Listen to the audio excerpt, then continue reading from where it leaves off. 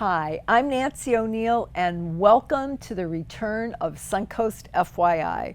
Today we welcome Tammy Hauser, CEO of Discover Sarasota Tours, Tim Yeager, the Director and Chief Curator of Galleries at the Ringling College of Art and Design, student Red Centeno, and SNN's News Director Craig Burdick on this week's Suncoast FYI.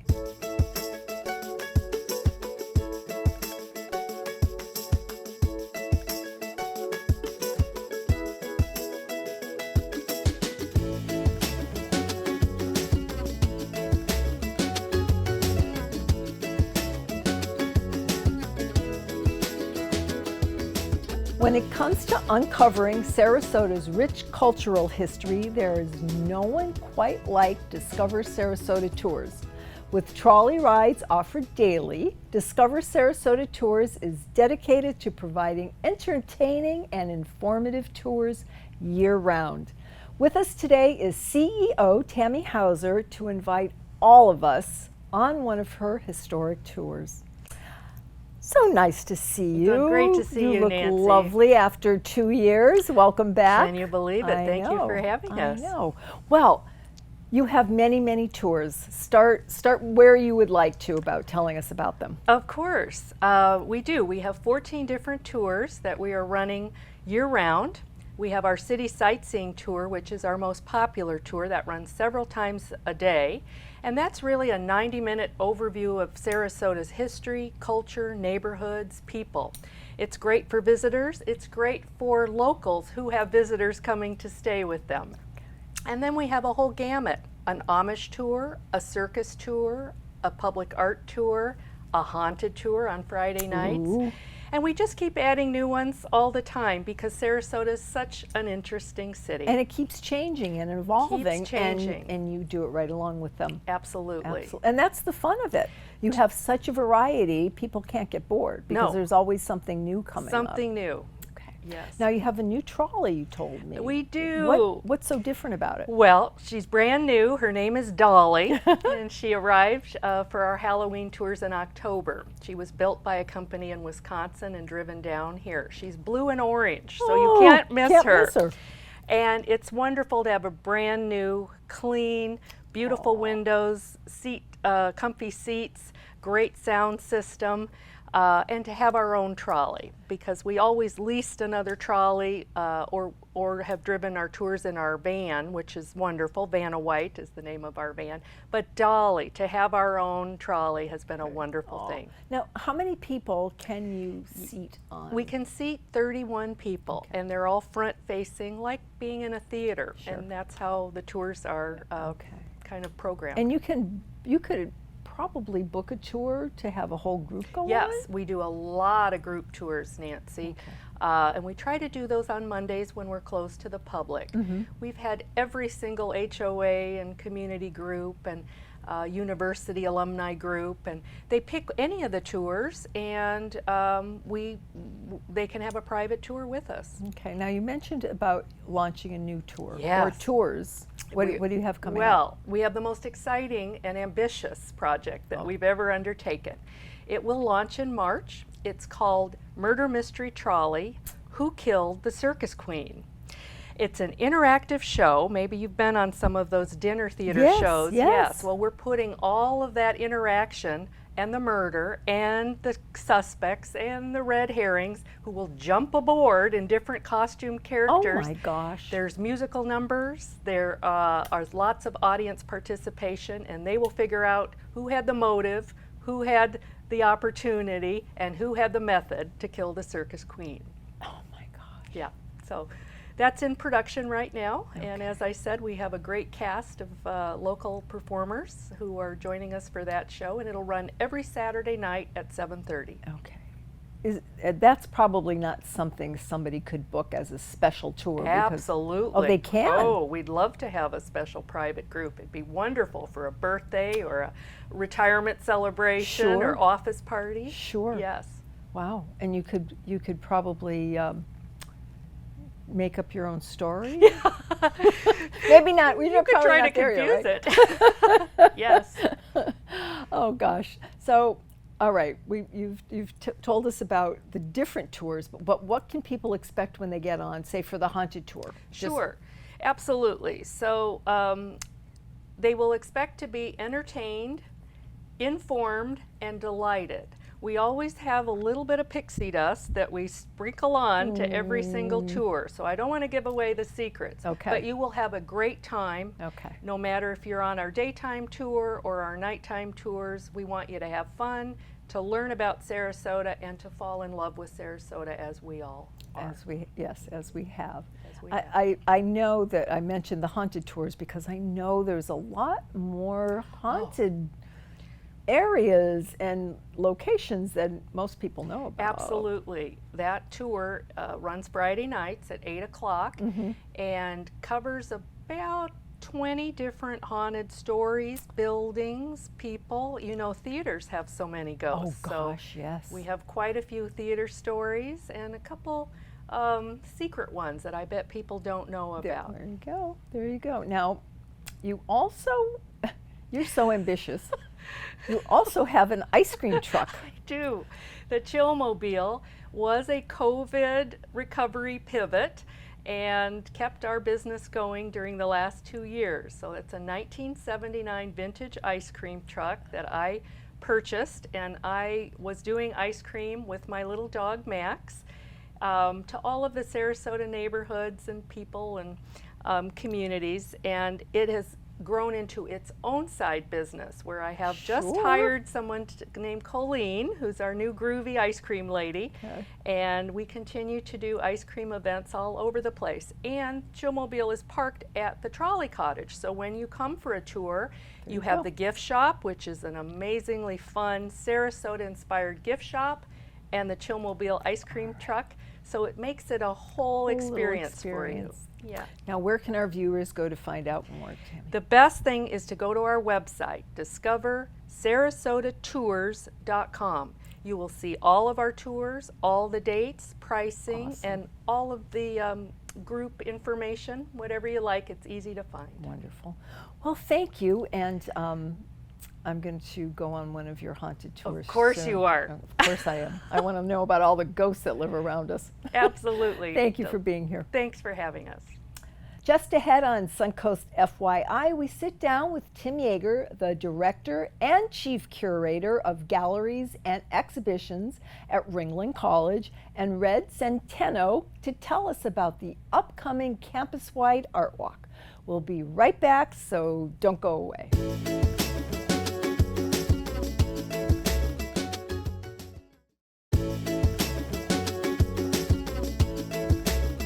Whether it's the College of Art and Design or the museum on the Bayfront, the name Ringling is synonymous with art on the Suncoast. With me today is Tim Yeager, the Director and Chief Curator of Ringling College's Galleries and Exhibitions, along with student Red Centeno. And Tim and Red are here to tell us all about a very special event coming to the Ringling campus in March. And we've been looking forward to this literally for years. You can say that again. Oh my goodness. We have had enough cancellations of our art walks. It's been hard. We don't want to delay what we have going on here on campus. Yeah. And we're here to share what it is that we do with everyone. Yeah. Especially our and do so community. well. Yes. And it's been 2 years since we've been able to open our doors for this campus-wide art walk, and we are so excited to welcome everyone back. I know, everybody. It's something to look forward to. So the date of the art walk is? The date of the art walk is March 4th. Okay. We're pleased to say. All right. And that is from 5 to 8 p.m. Okay. And what is the art walk for newcomers to the area? We do have a lot of new people that are interested about the campus and what goes on there. So what's the art walk going to be like? So what's one of the things that a lot of folks don't realize, whether you're a newcomer to this community or perhaps you've lived here for a while, is that Ringling College campus hosts 7 campus galleries, all in total. Wow. On campus, and they're all free and open to the public. And that's a huge responsibility for you and your team, Tim. Well, I mean, yeah, that's- 6 of those are within the galleries department, and then of course we have the Made By Gallery, which features student and alumni artwork, which we're really excited to share. But what the Art Walk essentially is all of those galleries turn on their lights and open their doors at the same time. And it's a cross-pollination of multiple exhibitions that we welcome our community to explore. Okay, now go ahead, I'm sorry. In addition to that, we also have food trucks that are parked throughout There you go, campus. yeah. It's a very lively atmosphere, very friendly family-friendly atmosphere. Something that is welcoming to all ages, all backgrounds, regardless of how much exposure you've had to art. Truly a really fun evening to experience for all ages. Yes, and that's it exactly. It's family oriented. They get the exposure, at a young age. Young and old, can appreciate it. Can you tell us about what's going on in a couple of the galleries, and then we'll have Red tell us about our show. Absolutely. So I'll start from the south side and work my way to the north. Okay. If you haven't been to one of our art walks before, you'll want to lace up your sneakers because there's a little bit of walking involved. Not too much, but enough to definitely burn some calories for a dinner. So, Okay. But it is handicap accessible. Oh, You just tell our absolutely. And we guests do have that. public safety and golf carts that are running if you have any trouble getting Okay, around. great. But with that, in the Richard and Barbara Bash Gallery, we have our very popular 13th annual Few of Our Favorite Things selections from the Bash Glass collection on view. And what that is over 40 pieces of world-renowned glass artists on display. Spectacular. So if you're a glass fan, Yep. that's definitely one not to be missed. All of your favorites will be there on display, including Lino Tagliapetra, as well as Dale Chihuly. So a wonderful exhibition in that building. Another one just across campus in our Lois and David Stolberg Gallery, which is our premier gallery on campus. We have the comic art of Mike Zeck, who is an alumni from the late 1960s. Wow. And if you haven't heard of his name, you've surely seen his work before. He worked alongside of Stan Lee and all of the Marvel greats. But on view, we have original work by Mike Zeck of work that he's done with Marvel, DC, Charlton Comics, Hasbro, which include everything from Captain America to G.I. Joe. So there's a variety. I mean, whatever your tastes are in art, there's something there for everyone. Oh, absolutely. Right? Okay. And then right next door to the Lois and David Stolberg Gallery, we have the Made By Gallery featuring wonderful works by students and alumni. Well, thank you. And Red is here. You're going to tell us a little bit about the show. Tell us Yeah, who of you course. are first, please. So my name is Red Centeno. I am a senior in illustration, focusing on sequential art as well as creative writing. Okay. And I'm very glad to be here. And you work at the Made By Gallery. I do. Yeah. A disclaimer here, but I figured Some context. this is right. Yeah. So what do we have going on there? So we currently have our spring student show happening. It's a great opportunity for people in campus, whatever major they're in, to be able to have the experience of having their work in a gallery and working with a gallery. And it's a great juried exhibition. We get professors as well as heads of departments to look at artworks And do the jury. and doing for the us, jury. right? Yes. Yep. And you'll be there. This will take place again, as Tim said, on March 4th, Friday, March 4th. And Tim, we're hoping, is also, as an alum, going to be exhibiting with us. Yeah, So we're very excited thank about you for that. pointing that out Yeah, today. it's graduated a long time ago, but it's great to have some work on view and Made By Gosh. and share it with the community Yeah. again. Yeah. Well, thank you. We're greatly looking forward to that. it. Yeah. So we know parking. There's lots of parking. I just want to kind of cover all these things. There's no cost. No cost, There's parking. parking. So I'll go through the nuts and bolts. Okay. Parking is on the corner of MLK and US 41. Okay. Can't miss it. All right. However, if you pull up anywhere in any spot at Ringling College, just feel free to park. You're not going to get a ticket. Okay. That's number one. Number right. two is that everything is free and open to the public. So just welcome yourself. There'll be signs and maps, and our public safety officers will help usher you to any gallery, any exhibition that you're interested in viewing. Okay. Number 3. Yes. If you have any other questions that we haven't answered, Yes. you can always visit www.ringlingcollege.gallery for all of those answers Okay. regarding the art walk, our current exhibitions, and all of our upcoming exhibitions. Okay. It's easy to find, Ringling College of Art and Design. It'll direct you to the right place on the website, right? Absolutely. Okay, and we'll run that across the screen for everybody. Well, thank you both for being here, and I'm looking forward to having a great art walk. Thank you so much, and we're so excited to welcome everyone back. Thank you for having us. Thanks. Up next on Suncoast FYI, we talk to Craig Burdick, SNN's news director turned television host. Don't go anywhere, and you'll find out more.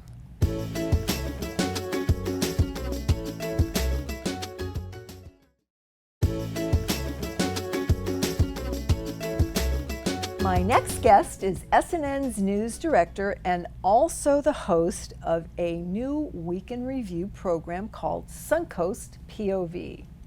Here to share his point of view, or POV, on SNN's newest show is Craig Burdick.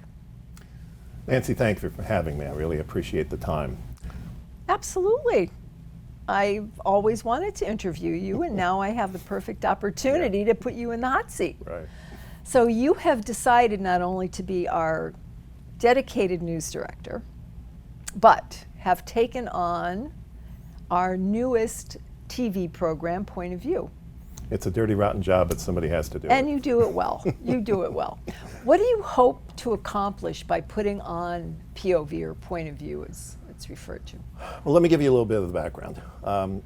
Several months ago, our owner, Phil Lombardo, and I started talking about doing a show that would take a look and really take more of a look than we might do during a regular newscast of a particular subject.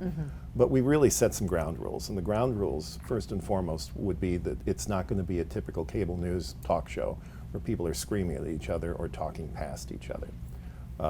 What we wanted to do and what we hope to accomplish is putting a show together every week that has a point of view, maybe multiple points of view from the guests and yours truly, and explore a topic that is currently top of mind.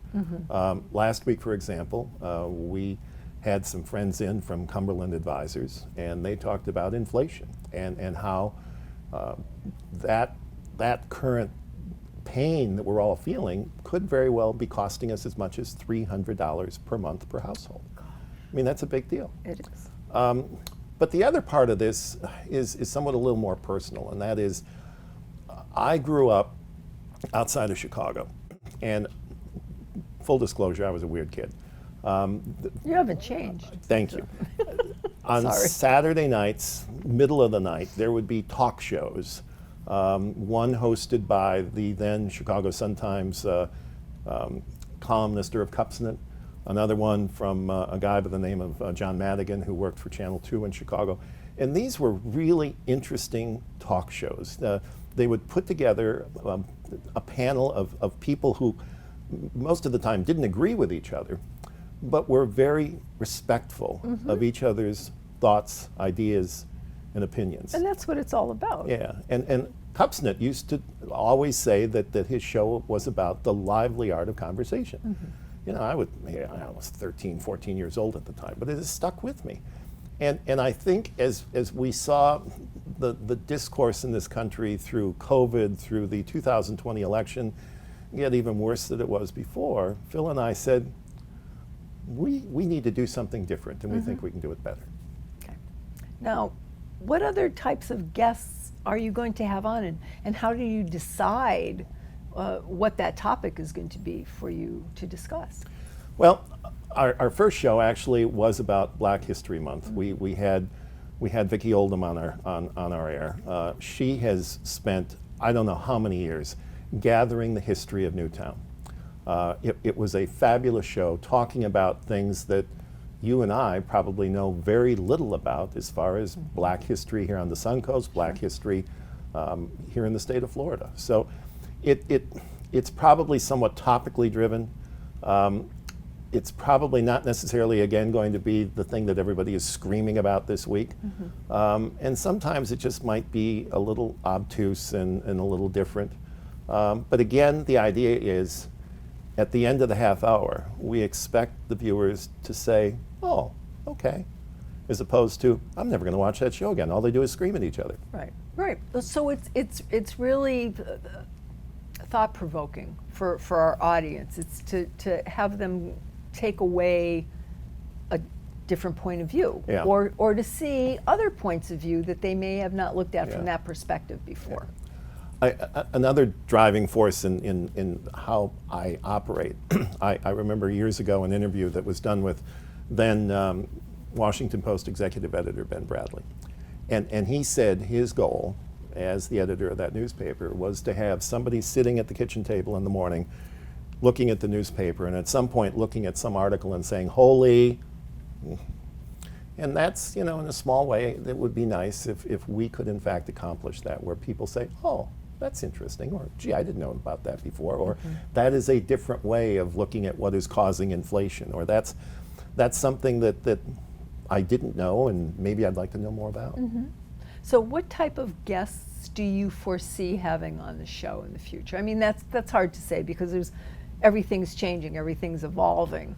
But there's some things that always stay constant, like having Vicki on, and Justin, to talk about Black History Month. There's certain things that are universal that you can talk about anytime. What are you looking for, and what do you want the viewers to? Well, first and foremost, again, someone with a point of view that matters. Maybe not a person who is a true expert on the subject. Maybe a reporter who has done some reporting on an event or something. But again, most of all, people who can come and join us on the set that's about 20 feet away from us where we're sitting right now and engage in, again, the lively art of conversation and just have a really interesting discussion that touches on a few points.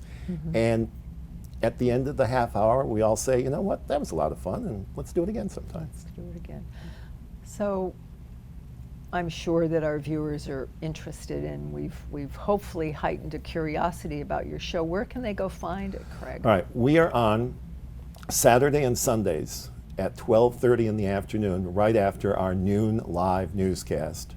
So 12:30 Saturday and Sunday, and then it airs again Sunday night at 7 p.m. Okay, wonderful. Well, we look forward to your next point of view, and thank you for being on today. And who knows? Well, maybe we'll invite you on sometime.